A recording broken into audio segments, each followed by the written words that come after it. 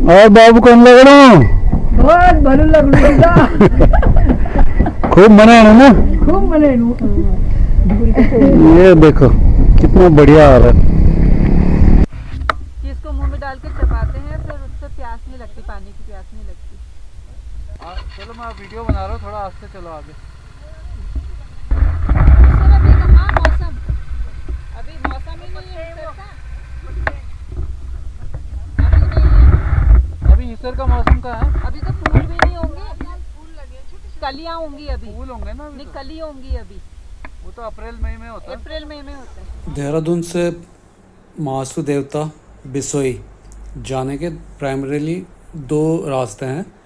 एक प्रेम नगर से विकास नगर पे जाता है और दूसरा रास्ता है जो मसूरी से की तरफ से, जो कैंपटी फॉल वाले रोड से वो जाता है।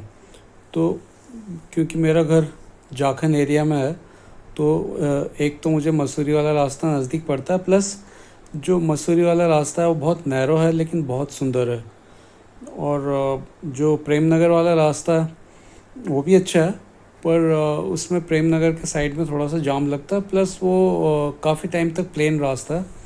जो विकास नगर ऑलमोस्ट प्लेन ही रास्ता है, बाकी जाके आगे जाके तो फिर ऑलमोस्ट कॉमन ही टेरेन है। तो ये देखिए कितना सुंदर है ये ड्राइव। हम लोग कैंपटी फॉल की तरफ वाले रास्ते से, जो महासू देवता बिसोई उस एरिया की तरफ जा रहे हैं। बहुत ही सुंदर रास्ता है ये। जो प्रेम नगर और विकास नगर वगैरह से होते हुए जो हाईवे वाला रास्ता है, और जो एक कैंपटी फॉल होके मसूरी, डिस्टेंस तो करीब करीब सेम ही पड़ता है। जैसे मैंने बताया था कि कैंपटी वाला रास्ता बहुत नैरो है, इसलिए इसमें टाइम ज़्यादा लगता है। डिस्टेंस वाइज करीब 80-90 किलोमीटर है एंड 3 घंटे के करीब लगता है यहाँ से बिसोई जाने के मसूरी वाले रास्ते से। वहाँ से थोड़ा आधा घंटा पहले पहुँच जाएंगे प्रेम नगर से, अगर ट्रैफिक जाम नहीं रहा तो। रही बात महासू देवता की, तो मेन जो महासू देवता का टेम्पल है वो तो हनोल में है, जो कि चक्राता से काफ़ी आगे है, बहुत दूर है।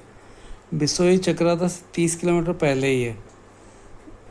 ये चक्राता जौनसार एरिया में महासू देवताओं को बहुत ज़्यादा पूजा जाता है।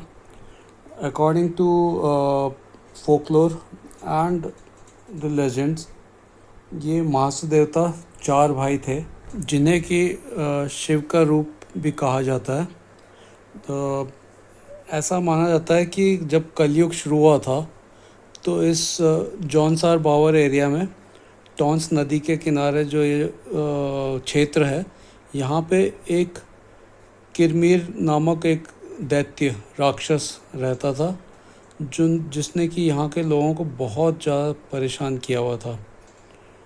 और यहाँ के लोग परेशान होकर फिर शिव जी की आराधना करते हैं कि इस किरमीर राक्षस से हमारी रक्षा की जाए। एक बार हुआ यूँ कि इस किरमीर राक्षस ने यहाँ पर एक ब्राह्मण था हुना भट्ट नाम से, उनके 7 पुत्रों को मार डाला, उन्हें खा गया। और उनकी जो धर्मपत्नी है जिनका नाम की कृतिका था, उनके ऊपर असॉल्ट करने लगा। तो उस ब्राह्मण हुना भट्ट की पत्नी ने शिव की आराधना करी और शिव ने टेम्परेली उस राक्षस को अंधा बना दिया।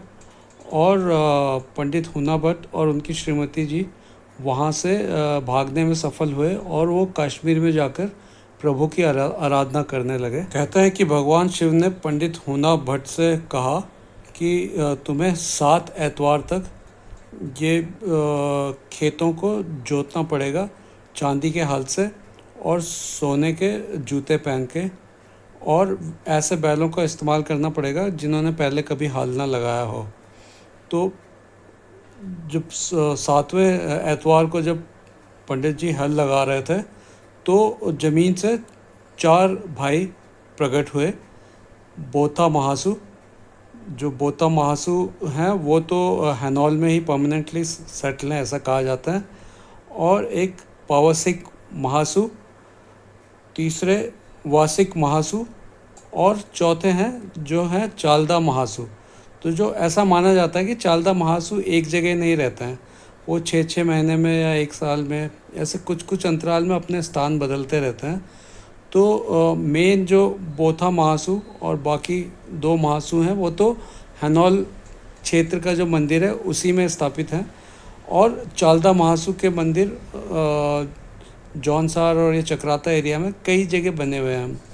तो उनमें से एक मंदिर ये बिसोई मंदिर है, जहाँ पे कि चालदा महासु एंड और एक जो उनके भाई थे उनका मंदिर है, यहाँ पे उनका स्थान है जहाँ पे उनकी पूजा की जाती है। महासु देवताओं को यहाँ के भगवान या यहाँ के सुप्रीम एम्परर के तौर पर देखा जाता है, और ऐसा माना जाता है कि वो न्याय के भी देवता हैं।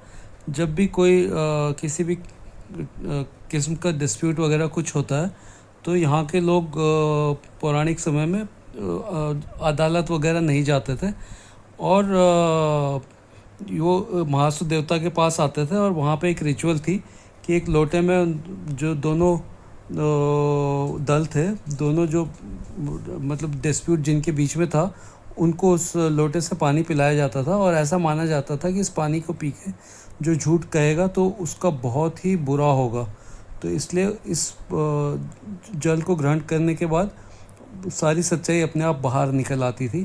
तो ऐसा यहाँ पे मान्यता है। महासु देवता मंदिर सिर्फ मंदिर ही नहीं है, बल्कि एक यहाँ इस क्षेत्र का कल्चरल सेंटर है। ये यहाँ के लोगों को एक सामाजिक तौर पे जोड़ के रखते हैं ये जो मंदिर हैं। एंड यहाँ पर साल में कई किस्म के त्यौहार मनाए जाते हैं। सारे आसपास के गांव के लोग इस क्षेत्र में जमा होते हैं, और सब मिलजुल कर कई सारे यहाँ पे त्यौहार मनाए जाते हैं। लकीली हमें पता नहीं था उस दिन, लेकिन जिस दिन हम यहाँ पहुँचे तो उस दिन भी यहाँ पर एक त्यौहार मनाया जा रहा था, जिसे कि इस क्षेत्र में बूढ़ी दिवाली कहा जाता है। तो ऐसी मान्यता है कि जब राम जी श्रीलंका से वापस अयोध्या लौटे थे तो उस दिन सारे नीचे जो प्लेन्स हैं वहाँ पर दिवाली मनाई गई थी। बट ऊपर पहाड़ों में इस क्षेत्र में दुर्गम रास्ते, तो उस समय तो कोई सड़कें वगैरह थी नहीं, सब पैदल ही पहाड़ों में कठिन पहाड़ों के रास्ते से आना पड़ता था। तो यहाँ तक राम जी के वापस आने की खबर आते आते मतलब बहुत टाइम हो गया था। तो यहाँ पे जो दिवाली है वो करीब 1 महीने के बाद मनाई जाती है, जिसे कि बूढ़ी दिवाली कहते हैं। तो जिस दिन हम यहाँ पहुँचे तो उस दिन उस बूढ़ी दिवाली का तीसरा दिन चल रहा था, फाइनल डे। पहले 2 दिन में भी बहुत सारे फेस्टिवल होते हैं, और लास्ट डे में जब आगे आप देखेंगे एक यहाँ का जो फोक डांस है, सारे गांव वाले मिलके कैंप फायर टाइप का जलाते हैं, एंड फिर फोक डांस वगैरह सारे गांव के पुरुष और स्त्रियां मिलके करते हैं। और उसके बाद फिर सभी पंगत में बैठ के नीचे भोजन परोसा जाता है। तो हमें तो कुछ पता नहीं था, हम अचानक ही, ऐसा कुछ प्लान नहीं था हमारा, तो अचानक से उस दिन मूड आया कि आज चलो चलते हैं महासु देवता बिसोई में। पर जब शाम को हम पहुँचे तो हमें पता चला कि आज तो यहाँ फेस्टिवल है। तो जो आप अभी आगे देखोगे, ये अब हम यहाँ पे रास्ते में चाय पानी ब्रेक ले रहे हैं।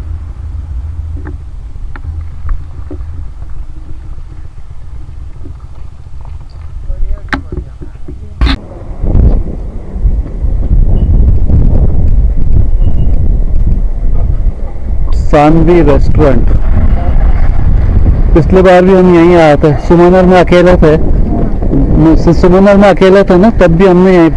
तो फिर अभी रास्ते में सुमन कह रही थी दीदी को भूख लगी होगी, तो उसी रेस्टोरेंट में चलेंगे। मतलब मेरे दिमाग में भी वही चल रहा था कि उसी रेस्टोरेंट में जाएंगे। हाँ हम लोग मिर्ची बोलोगे वो ज्यादा ही डाल देगी, क्योंकि अगर आपने बोला ना, मांग लेंगे ना, मिर्च मांग लेंगे। अगर आपने बोला तो फिर वो ज्यादा डाल देगी। फ्राई करके हाँ, क्योंकि अगर उड़ गया दोनों चीज, मेरा चश्मा भी वो भी उड़ रहा है। हवा तेज है ना,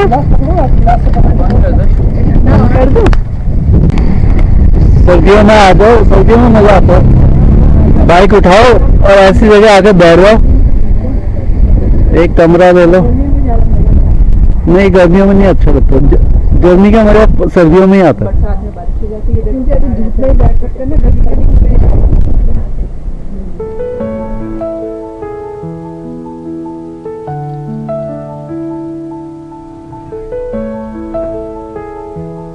और बाबू कौन लग रहा हूँ? बहुत भलो लग रहा खूब मना है ना? खूब मने ये देखो कितना बढ़िया आ रहा है। जय हो।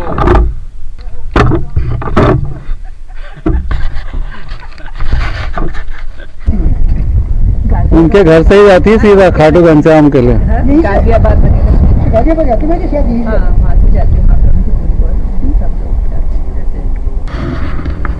आलू पराठा, मैगी, चाय, कॉफ़ी ब्रेक के बाद हम आगे फिर महासू देवता बिसोई की तरफ चल पड़े।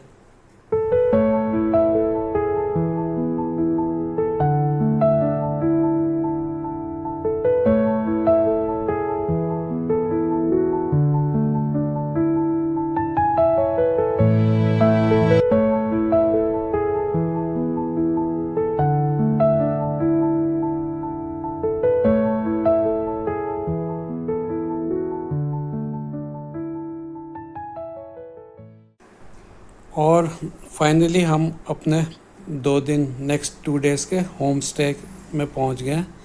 ये बिसोई गांव में ये होम स्टे है जहाँ के हम 2 दिन रहे थे। और ये बिल्कुल ही महासू देवता के मंदिर, जो बिसोई वाला मंदिर है, उससे एकदम एडजेसेंट है।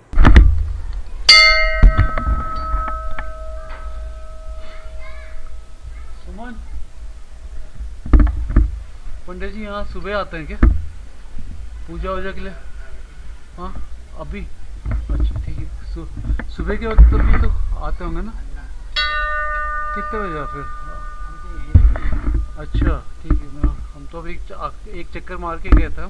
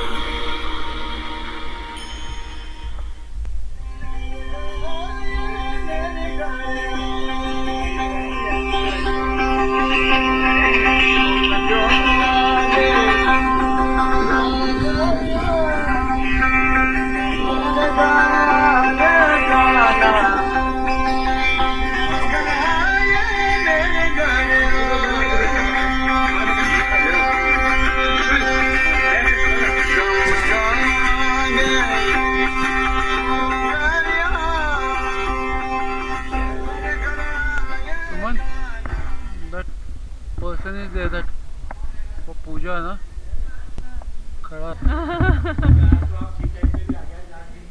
हाँ अच्छा, बूढ़ी दिवाली का लास्ट दिन है आज। क्या कुछ वहाँ पे वो रस्सी वगैरह खींचेंगे? अच्छा परसों फिर। अच्छा अच्छा चलो बढ़िया फिर।